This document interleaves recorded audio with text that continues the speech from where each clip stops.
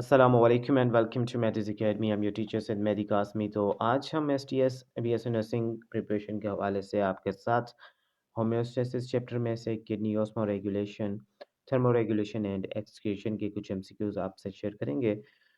इंशाल्लाह ये एमसीक्यूज मुफीद साबित होंगे आपकी आने वाली टेस्ट जो कि कंडक्ट करनी की जानी है 12 जुलाई को। मैं ज़्यादा से ज़्यादा कोशिश करूँगा कि ज़्यादा से ज़्यादा वीडियो आपके लिए अपलोड कर दूँ। अगर आपने प्रीवियस वीडियोस भी नहीं देखे तो आप जो है चैनल पे जा सकते हैं वीडियोस के पोर्शन में।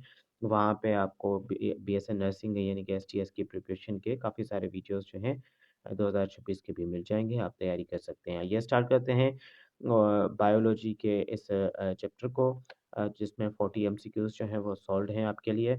और उसके अलावा अगर आप डाओ जेपीएमसी जेएसएमयू और लम्स की तैयारी करना चाहते हैं तो भी हमसे कांटेक्ट कर सकते हैं। स्क्रीन पे जो है आपको यकीनन नंबर जो है वो मिल रहा होगा। और स्टार्ट करेंगे लेक्चर को। सबसे पहला क्वेश्चन है the functional unit of kidney responsible for the urine formation is. तो नेफ्रॉन जो है वो उसको फंक्शनल यूनिट ऑफ किडनी कहते हैं। Functional unit and structural unit, क्योंकि स्ट्रक्चर भी किडनी का यही बनाते हैं। नेफ्रॉन्स ही होते हैं जो सेल्स होते हैं बेसिकली, और मिलियंस में होते हैं, ठीक है। उसके बाद the cup shaped structure at the beginning of the nephron that surrounds the glomerulus is called. तो ग्लोमेरुलस के ऊपर कप शेप्ड जो स्ट्रक्चर होता है, ठीक है, surrounds the glomerulus is called. उसको क्या कहेंगे? तो उसको बाउमेंस कैप्सूल कहेंगे, कप शेप्ड स्ट्रक्चर को at the beginning of the nephron पे, ठीक है। उसके बाद एक ऐसा प्रोसेस है जिसमें blood is filtered in the glomerulus is driven primarily, तो इसको कहेंगे हाइड्रोस्टेटिक प्रेशर है। हाइड्रोस्टेटिक प्रेशर की वजह से ही इनिशियली जो है ग्लोमेरुलस में ब्लड जो है वो फिल्टर होता है। Blood is filtered in the glomerulus initially, ठीक है। उसके बाद जो है fluid that enter the Bowman's capsule, वो फ्लूइड जो बाउमेंस कैप्सूल में इंटर होता है उसको क्या कहेंगे?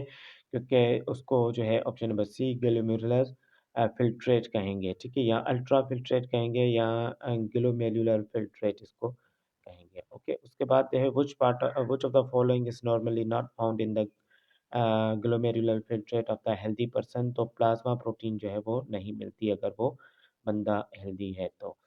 Majority of the water, glucose, amino acid and essential ions जो होते हैं वो कहाँ पे रीअब्जॉर्ब हो जाते हैं? तो प्रोक्सिमल कॉन्वोल्यूटेड ट्यूब्यूल्स, ठीक है। प्रोक्सिमल कॉन्वोल्यूटेड ट्यूब्यूल, एक होता है डिस्टल कॉन्वोल्यूटेड ट्यूब्यूल, दूसरा होता है प्रोक्सिमल कॉन्वोल्यूटेड ट्यूब्यूल।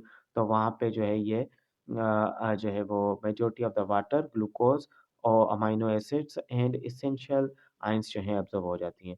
अब एक्टिव रीअब्जॉर्प्शन ग्लूकोज की जो होती है कहाँ पे होगी? पीसीटी में अकर होगी, लेकिन को transport with the sodium ions के साथ, ठीक है। याद रखिएगा एक्टिव रीअब्जॉर्प्शन कहाँ पे होगी? ग्लूकोज की पीसीटी, जिसको आप प्रोक्सिमल कॉन्वोल्यूटेड ट्यूब्यूल कहेंगे, अकर्स थ्रू को transport with the sodium ions. Main function of the loop of Henle is, loop of Henle आप नेफ्रॉन का अगर स्ट्रक्चर देखें तो उसमें एक तरह की इस तरह की जो एरो को आप जो है फॉलो करें तो इस तरह की कुछ लूप बनी हुई होगी, ठीक है, जो कि क्या करती है? Main function of the loop of Henle is to create a concentration gradient in the medulla.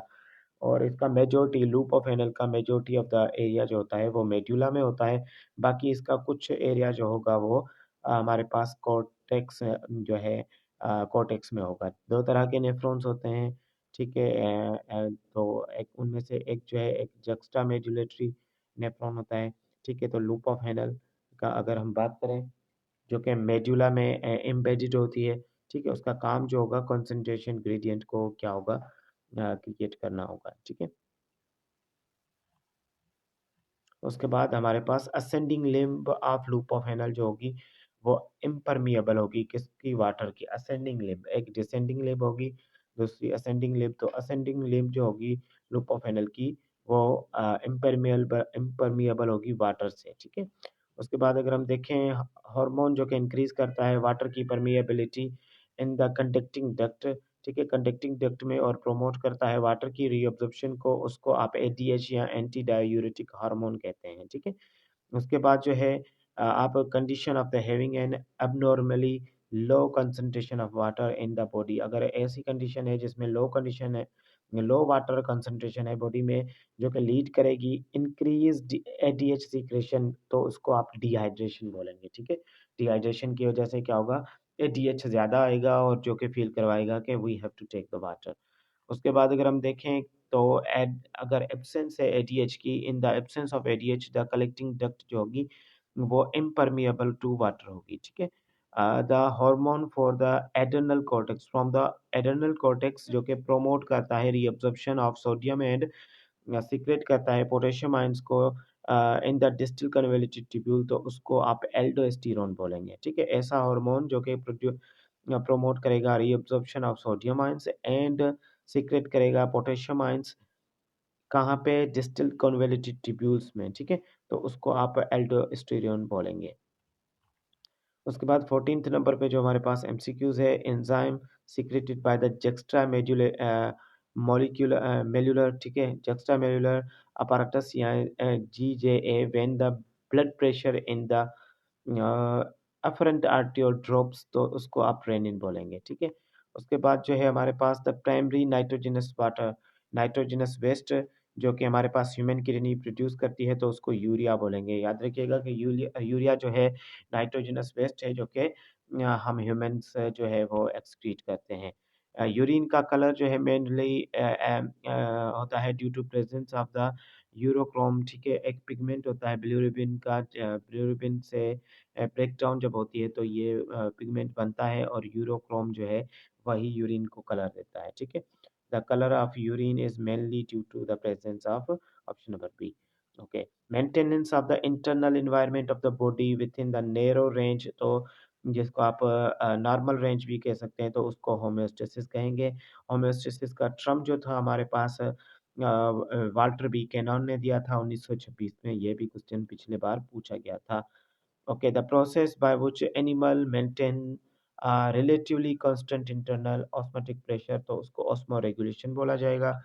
और main blood vessel that carry oxygenated blood directly into the kidney, उसको आप रेनल आर्टरी जो है वो बोलेंगे, जो कि डायरेक्टली कैरी करती है ब्लड को किडनी की तरफ। ओके, किडनी में in inner region of the kidney जिसको आप containing the renal pyramids is known as, renal pyramids कहाँ पे मौजूद होंगे, तो ऊपर वाला हिस्सा जो किडनी का होगा उसको आप कॉर्टेक्स बोलेंगे, और बीच वाला जो मिडल रीजन होगा, इनर रीजन होगा, उसको आप मेडुला बोलेंगे। ऑप्शन नंबर सी यहाँ पे करेक्ट होगा।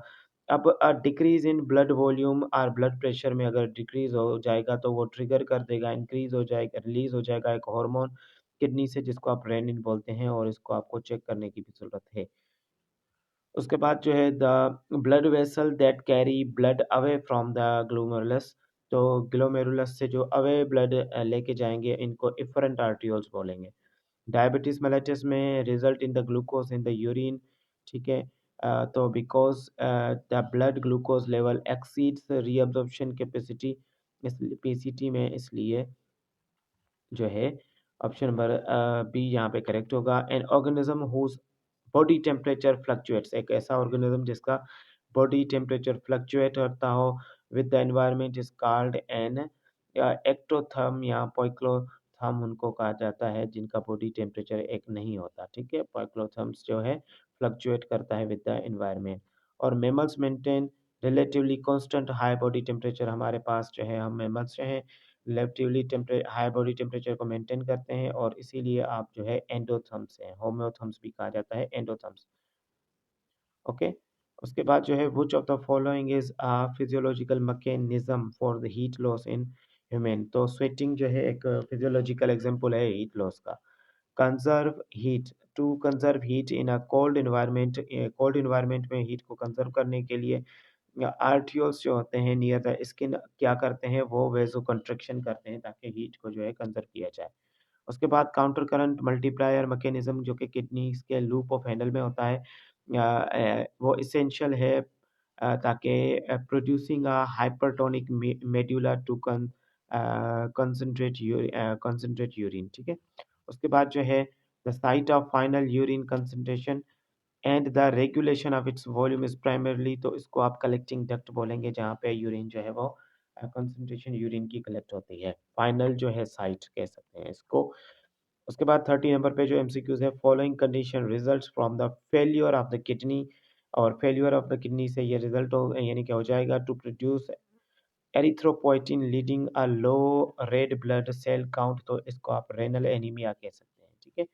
अब removal of the metabolic waste product from the body को आप क्या कहेंगे, एक्सक्रीशन, जिसमें आप नाइट्रोजनस वेस्ट जो है मेनली जो है हम यूरिया करते हैं, परिंदे जो हैं वो यूरिक एसिड करेंगे, ठीक है, और अमाइनो अमोनिया करेंगे हमारे पास एक्वाटिक फिशेस, इस तरह से।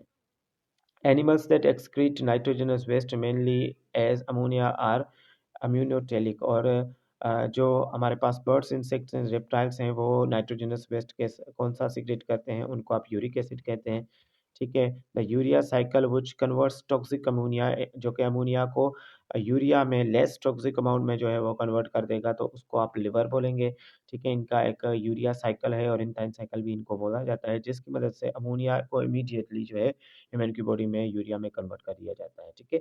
और किडनी के अलावा besides the kidney which organ contributes to the excretion by eliminating carbon dioxide and water, तो लंग्स जो है ये भी कार्बन डाइऑक्साइड को जो है वाटर वेपर्स को और कार्बन डाइऑक्साइड को रिमूव करके एक्सक्रीशन में बांट लेते हैं किडनी के अलावा, ठीक है।